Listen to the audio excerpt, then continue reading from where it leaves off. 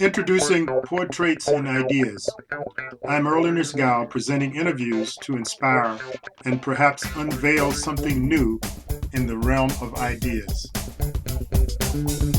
What is your name and your profession? Alan Gale, and I'm a systems engineer, Okay. biomedical systems engineer. What advice would you give youth to promote their interest in pursuing science careers? Curiosity, I think. I think that's a great, sciences and engineering are a great way to explore what people don't understand and give them a different view of the world than they can get from most other professions. And any other ideas that would be sort of a stimulus for them to pursue, even though there's difficulty associated with science careers? It can be very rewarding. So the job that you have, the career that you can develop can be very stimulating throughout your career. You can help establish your uniqueness as a person in pursuing things and overcoming difficulties in academic pursuits that can be very personally rewarding. Mm-hmm.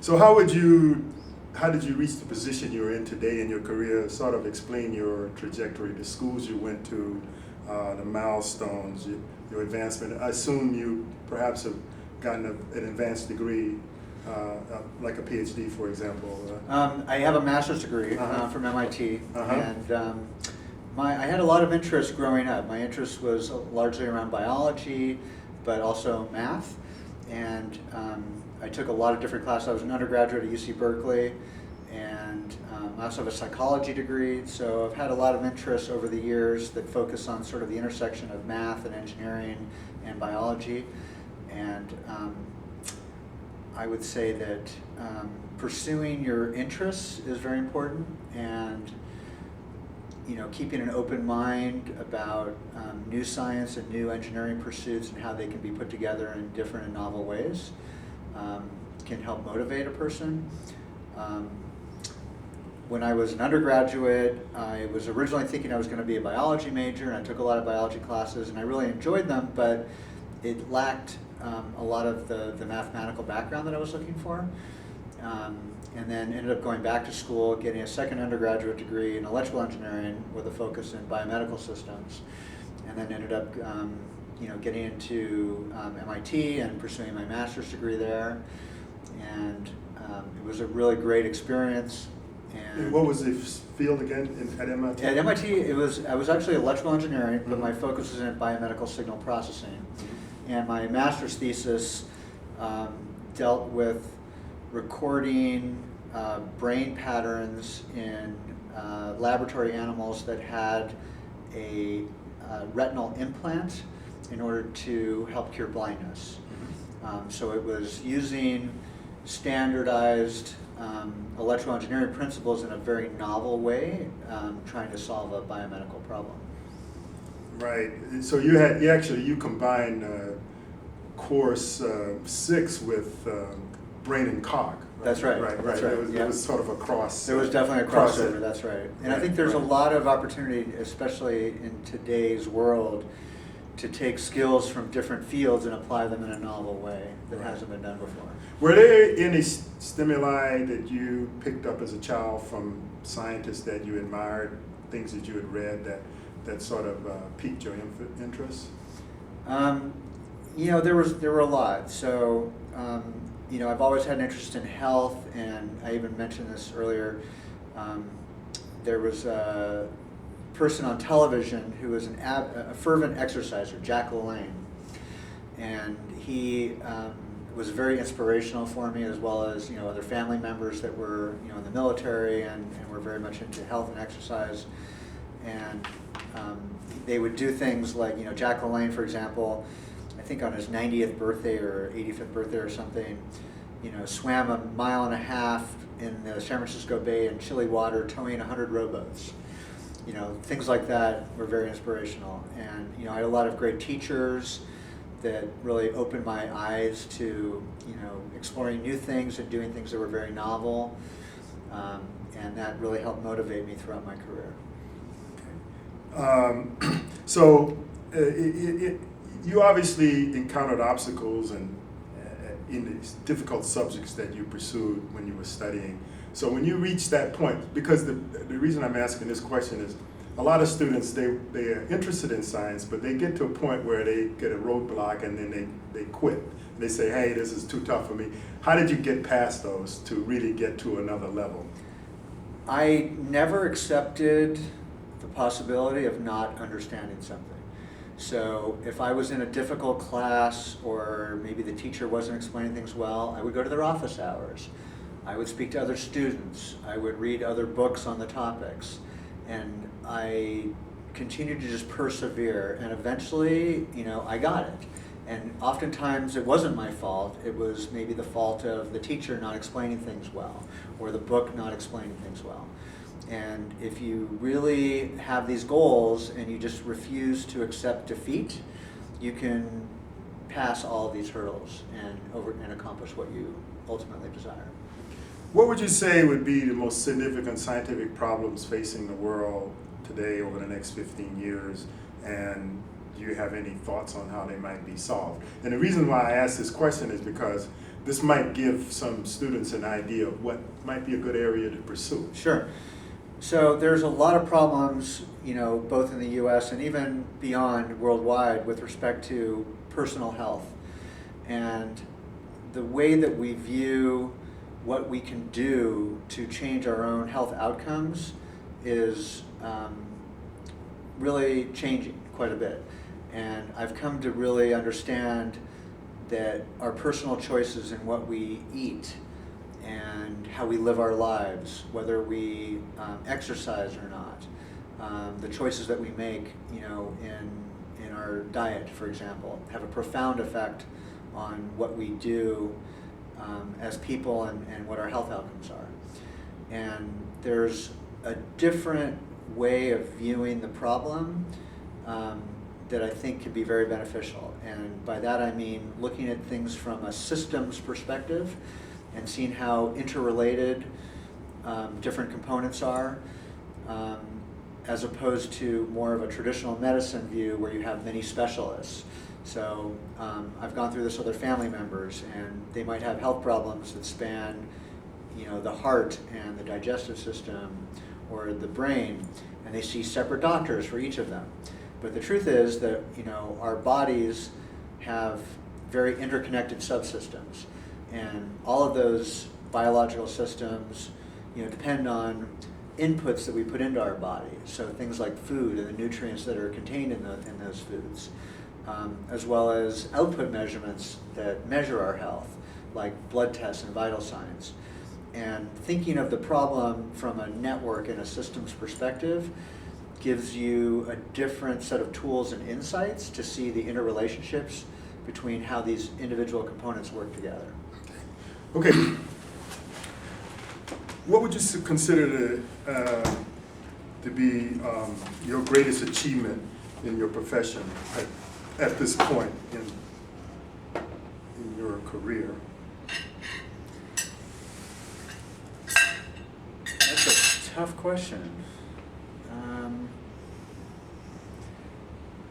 Maybe the development of the app, because it was sort of a labor of love for a long time, and in many ways it was the embodiment of things I've learned for the past 20 plus years, and bringing together my own personal interests in nutrition and health and longevity with my professional background in engineering, and hopefully through its distribution in the coming years having a positive effect on those who use it. So we didn't really get into your app in the earlier dialogue, so maybe you can briefly explain Sure. your app and what is the goal? Yeah, so I built an app that looks at the problem of human health and longevity from a very different prism, and that is from the perspective of systems engineering. And by that I mean that we look at the body in terms of a complex system and its subsystems, cardiovascular, digestive, neurological, etc. And just like any complex system, we can think of it in terms of three fundamental components: the inputs to the system, the outputs from the system, and what we call system functions, which describe the relationship between the inputs and outputs. And applying that to the problem of human health and longevity, the primary inputs to the body are nutrients that we find from foods and supplements. The primary output measurements are more conventional biomarkers of health: blood tests, vital signs, and symptoms. System functions include things like physiology and genetics, and those elements are embraced by scientific discovery. And so what we do with the app is we set baseline goals for each person based on any of about 80 different health conditions across all major biosystems in the body. We analyze a person's diet in terms of food and supplements that are consumed. We compare the nutrients from that diet against those goals. We establish a risk profile numerically, and we break that down in terms of a score in order to help identify where a person's greatest risks are. And then lastly, we make recommendations in order to reduce those risks in the form of foods and supplements that can be consumed. And ultimately, the goal is to both implement a wide body of scientific knowledge that we have, as well as creating new science through larger populations of users that utilize the app, and to validate existing science through comparing those output measurements against what we deem to be appropriate numbers for those outputs. And by doing so, we can really, again, create new science and help solve individual, customized, individual problems on a personal basis. So tell our viewers where can they get this app and what's the name of it? The app is called NutriAchieve, and it's currently available in the Apple Store, and very shortly it'll be available on Android as well. Okay. So what would be your goals for this app, say over a 5-10 year period? Our goals are really twofold: to have it be used by individuals to help improve their personal health, and to also build customized versions of it on behalf of different health organizations and different health stakeholders. So they include health product companies, so supplement companies or food companies,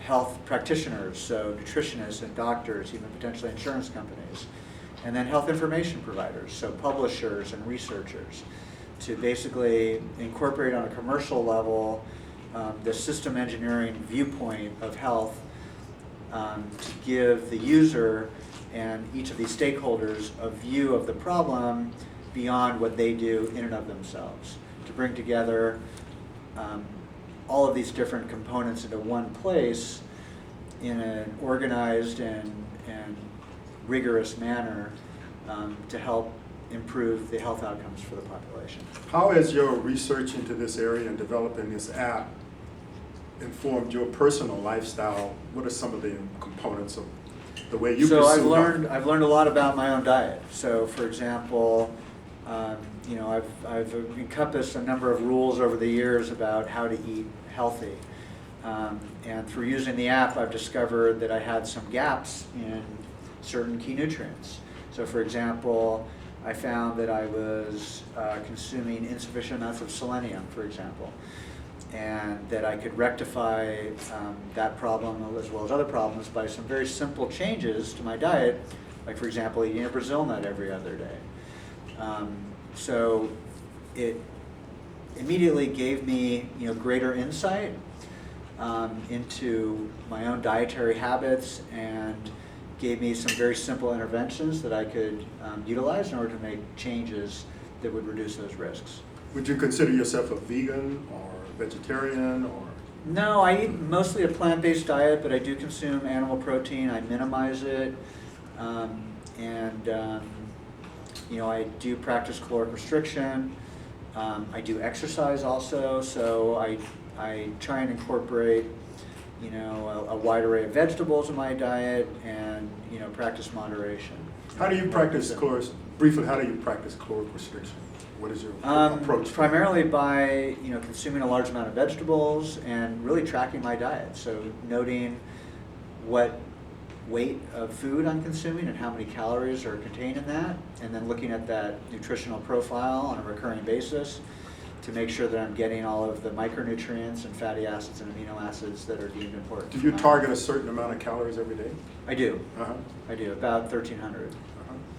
And it's changed over time. When I started about 3 years ago, I was consuming about 1,700 to 1,800 calories a day, and slowly over time I've reduced that amount.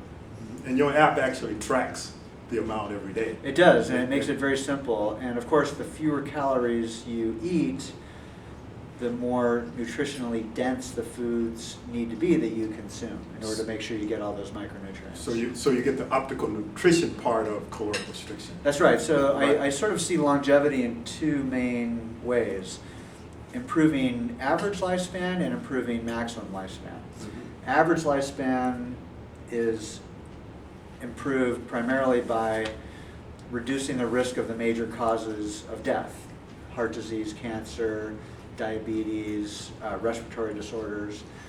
And that's primarily achieved through eating a very nutritious diet and making sure you get all your micronutrients and macronutrients in the right proportions.